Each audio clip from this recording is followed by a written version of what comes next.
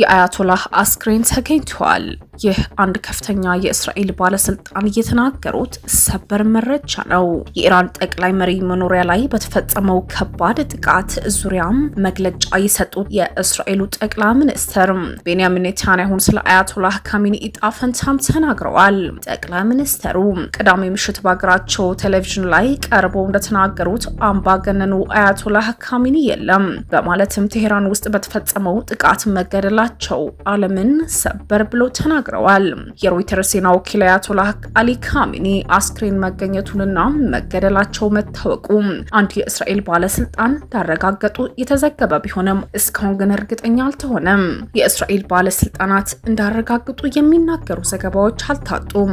ነገር ግን ከኢራን ባለስልጣናት በኩል የጠቅላይ መሪው ሁኔታ በተመለከተ ምንም አይነት መግለጫ አልተሰጠም። ቅዳሜ ጠዋትና ከተማዋ ቴሄራን ውስጥ በሚገኘው የመሪው መኖሪያ በተፈጸመው ከባድ ጥቃት የወደመ ሲሆን ነገር ግን ካሚኒ በጥቃቱ ወቅት በስፍራው እንዳልነበሩ ባለስልጣኖቹ እየተናገሩ ነው። ይህ ሰበር ዜና አያቶላህ አሊ ካሚኒ አሜሪካ ትልቋ ሰይጣን፣ እስራኤል ደግሞ ትንሿ ሰይጣን በሚል ንግግራቸው የሚታወቁት የኢራን የመንፈሳዊ መሪ መገደላቸው ዓለም አቀፍ ሚዲያዎች እያራገቡት ይገኛሉ። ኢራንና እስራኤል ለምን ደመኛ ጠላቶች ሆኑ? ይህ ጥያቄ ብዙዎች እያስተጋባ ነው።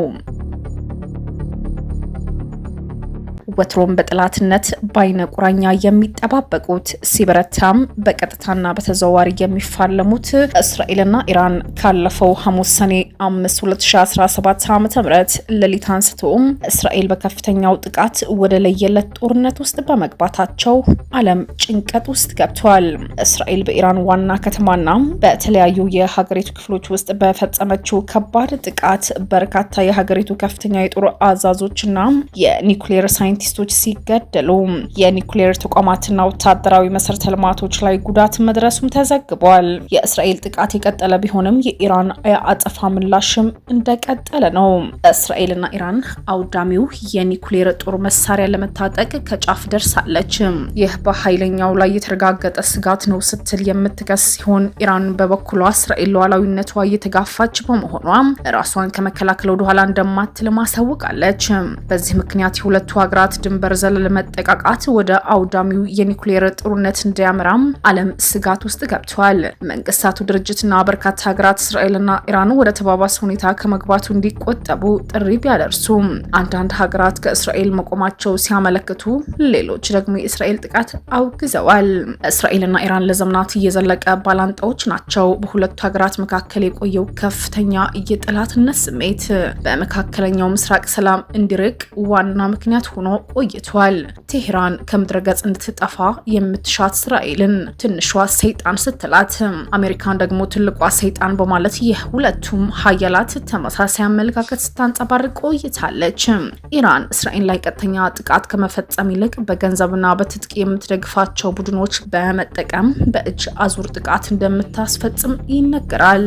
የቴሄራንና የቴል አቪቭ ጠላት ምንጭ ምንድን ነው ለሚለው ጥያቄ እስከ አውሮፓውያኑ 1970ዎቹ መጨረሻ ድረስ በእስራኤልና በኢራን መካከል የነበረው ግንኙነት ከሌሎች መካከለኛው ምስራቅና የባህረ ሰላጤዎች ሀገራት በተለየ መልካም የሚባል ቢሆንም እስራኤል በ1948 ላይ ከተመሰረተች በኋላ ከግብጽ በመቀጠል አይሁዳዊ ሀገር እውቅና በመስጠት ሁለተኛዋ እስላማዊት ሀገር የነበረችው ኢራን ነች። በወቅቱ ኢራን ትመራ የነበረው በመካከለኛው ምስራቅ ጠንካራ የአሜሪካ አጋር በነበረው የሻህ ፓህላቪ ስርወ መንግስት ነበር። እንደ አውሮፓውያን አቆጣጠር 1979 ላይ ኢራን እስላማዊ አብዮት ተከትሎ መንግስታዊ ለውጥ ሲደረግ በሁለት ሀገራት መካከል ያለው ልዩነት መልኩም ቀይሯል። የአያቶላህ ካሚኒ እስላማዊ አብዮት የሻህ መንግስት ገርስሶ ራሱን የጭቁኖች መሪ አድርጎ ብቅ ሲል የመንግስታቸው ዋነኛ መለያ የአሜሪካና የአጋሮቹ ኢምፔሪያሊዝም መቃወም ሆነ። የአያቶላህ አስተዳደር ኢራን ከእስራኤል ጋር የነበራትን ግንኙነት ሲያቋርጥ ለእስራኤል ፓስፖርት እውቅና አነስቶ በቴሄራን የነበረው የእስራኤል ኤምባሲ የእስራኤልን መንግስት ሲዋጋ ለነበረው ለፍልስጤም ነጻ ነጻነት ድርጅት PLO አሳልፎ ሰጠ። በመላው ዓለም የሚካሄዱ ግጭቶች የሚያጥናው ኢንተርናሽናል ክራይሲስ ግሩፕ ዳይሬክተር የሆኑት አሊ ቫኤዚ የኢራን መሪዎች ጥላቻ የጀመረው ገና ከጠዋት ነው ይላሉ። በእስራኤል ላይ የመረረ ጥላቻ የአዲሱ የኢራን መንግስት መግለጫ አብዛኞቹ የኢራን አመራሮች እንደ ሊባኖስ ባሉ አካባቢዎች ከፍልስጤም ተዋጊዎች ጋር ወታደራዊ ልምምድና የሽምቅ ውጊያ ሲያደርጉ ቅርበት ሲፈጥሩም ታይቷል። ከዚህ በተጨማሪ አዲሲቷ ኢራን ራሷ የፍልስጤማውያን ጉዳይ በማጉላት የሙስሊሞች ተቆርቋሪ አገር ሆና ለመታየት ስለምትሻ ጸረ እስራኤል ሆና ብቅ ብላለች። እንደ ቫኤዝ ገለጻ ቀደም ባሉት ዓመታት ለእስራኤል ትልቋ ስጋት ኢራን በነበረችበት ዘመን እስራኤል ኢራን ያመረረች ጠላት ትሆንብኛለች የሚል ጥርጣሬም አልነበራትም ይላሉ። ነገር ግን እስራኤልና ኢራን በአይነ ቁራኛ እየተጠባበቁም ቆይተዋል። ከሳዳም ሁሴን መንግስት በመውደቅ በኋላ እስራኤል በቀጠናው ለደህንነቷ አደገኛዋ አገር ኢራን መሆኗ በማመን የዘወትር ስጋቷም ሆናለች። በተለይ ኢራን የእስላማዊ አገልግሎት ነው የምትለው የኒውክሌር አቅም ግንባታዋም የበለጠ እንቅልፍም ነስቷታል። የእስራኤልና የኢራን የእጅ አዙር ጦርነት ኢራን በመካከለኛው ምስራቅና በባህረ ሰላጤው አካባቢ ከእስራኤል ውጪ በቀጠናው ጠንካራ አገር የሆነችው ሳዑዲ አረቢያ በጥርጣሬ ነው የምትመለከታት።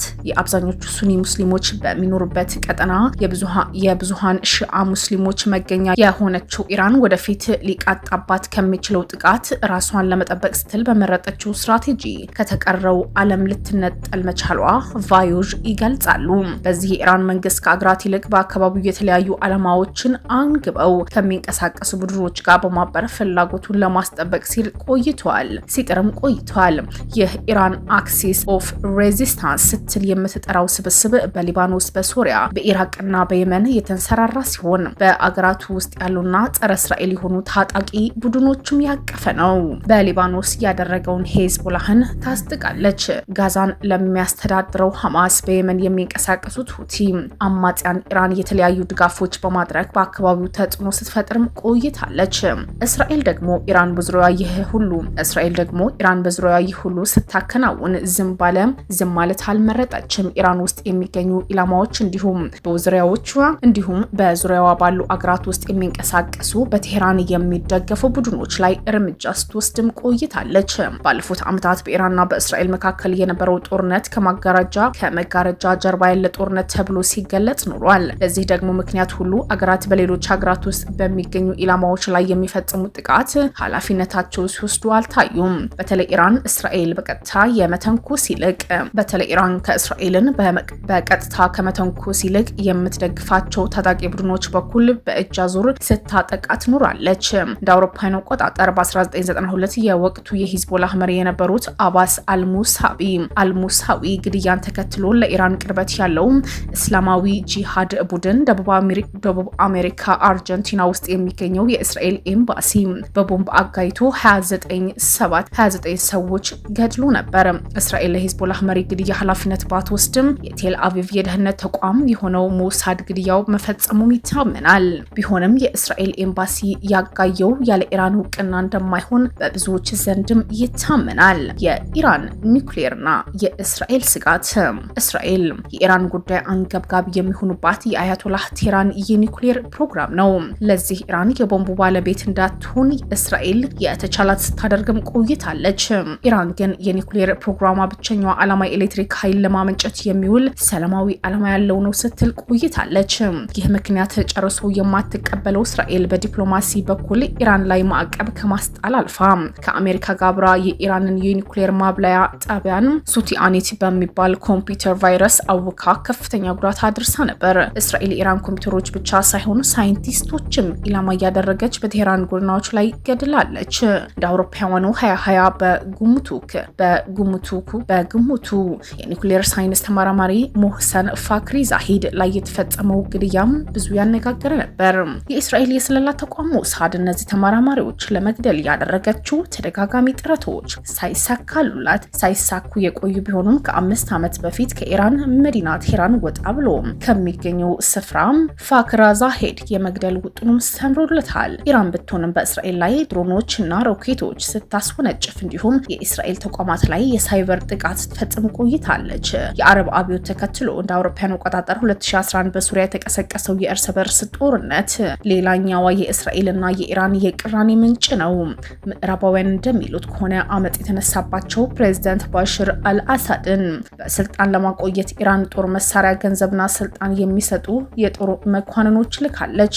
እስራኤል ደግሞ ጠንካራው የሊባኖስ ሄዝቦላህ ቡድን ከኢራን የሚያገኛቸው ድጋፎች የሚያልፉ ስለነበሩ የባሽር አልአሳድ መንግስት መወገድ አጥብቃ ትሻ ነበር። እስራኤልና ኢራን በየብስ ላይ ከመጋረጃ ጀርባ የሚያካሂዱት ጦርነት ወደ ባህር ላይም ተሸጋግሮ በተለያዩ ጊዜያት በመርከብ የጉዞ መስመሮች ላይ ስጋት ሲደቅን ቆይተዋል። እንደ አውሮፓውያን አቆጣጠር 2021 ላይ እስራኤል እቃ ጫኝ መርከቦችን በኦማን ባህረ ሰላጤ በኩል ሲያልፉ በኢራን ጥቃት እንደተፈጸመባቸው ከሳለች።